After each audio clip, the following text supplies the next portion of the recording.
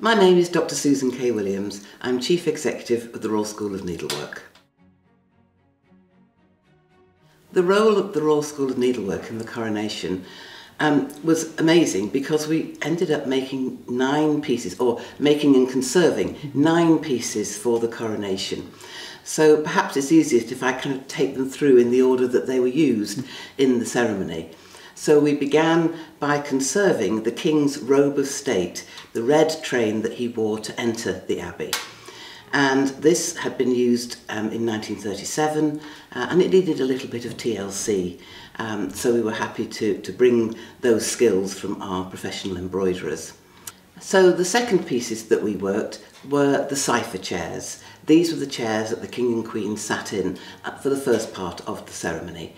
And they have different typefaces, and that's quite normal to identify and independently set each other.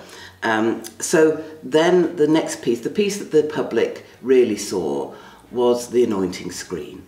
And this was a huge piece of work. So for the major panel, which included the 52 countries of the Commonwealth with their names all on the individual leaves, we actually managed to have 150 people work on this at some part, which was a great opportunity for all our students, as well as for our professional embroiderers, and even members of staff and trustees were able to participate in that. That it was all brought together by our professional team. Then the next pieces were the stole and the girdle. The stole, the King asked for a new one to be created, and this is the gift of the Worshipful Company of Girdlers, and it was designed by the College of Arms, and then we worked all the elements of it, so it's worn at the moment of crowning, along with the girdle, which had last been worn by his mother. So again, this was something that we gave a little bit of TLC to be used again this time. Then they moved to the crest chairs.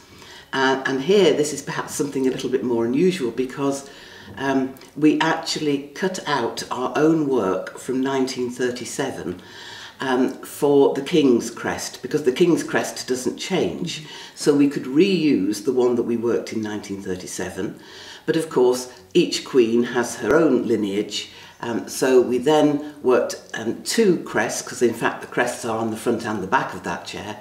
We worked 2 crests for the Queen, following her lineage, and then these were all mounted onto new backing fabrics so that they looked like a pair, and that was a good way to bring that together and reuse all of that work.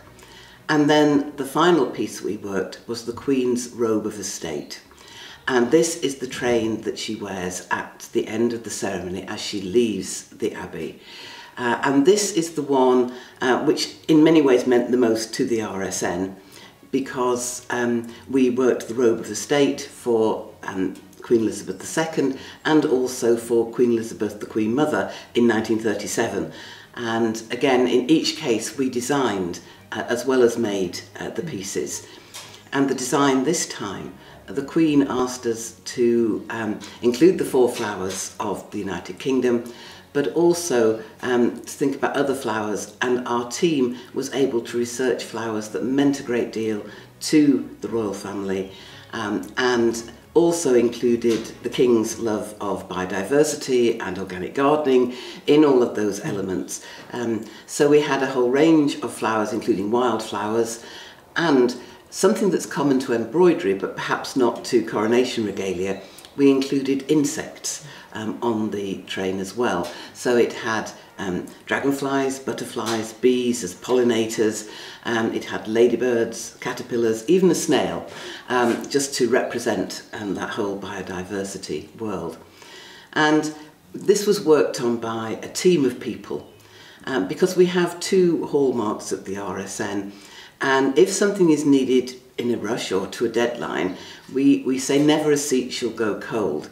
And it means that if one person gets up, somebody else can sit down and carry on, because they've all been taught in the same way. And they all know that our hallmark is at the end, no matter how many people have worked on it, it will look like the work of one person at the end.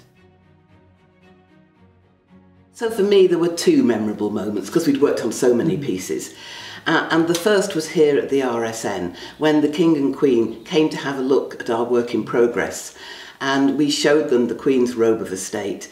And it was marvellous to look at them, and they were watching it and looking and seeing, oh look, there's this here and here, and they were so engaged with it and were pointing out different elements to each other. That was really lovely to be part of it, and the Queen has told us just how much the robe of estate means to her.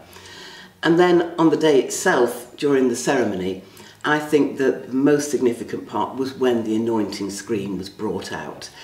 And everyone around the world could see the work of the RSN, and carried magnificently by the guardsmen, who I think were well over 6 foot tall, because it is such a big screen. But that was done magnificently, and it just looked wonderful in the Abbey, and everyone was able to have a look.